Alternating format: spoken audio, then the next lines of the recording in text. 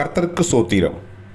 இன்றைய வேதவசனம் மத்தேயு எழுதின சுவிசேஷம் 28ஆம் அதிகாரம் 6ஆம் வசனம்.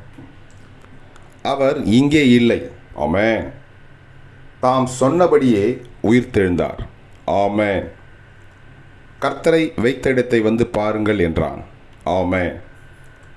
மத்தேயு எழுதின சுவிசேஷம் 28ஆம் அதிகாரம் 6ஆம் வசனம். அவர் இங்கே இல்லை, தாம் சொன்னபடியே உயிர்த்தெழுந்தார், கர்த்தரை வைத்த இடத்தை வந்து பாருங்கள் என்றான், ஆமென். கர்த்தர் உங்களை ஆசீர்வதிப்பாராக, உங்களோடு கூட இருப்பாராக, ஆமென்.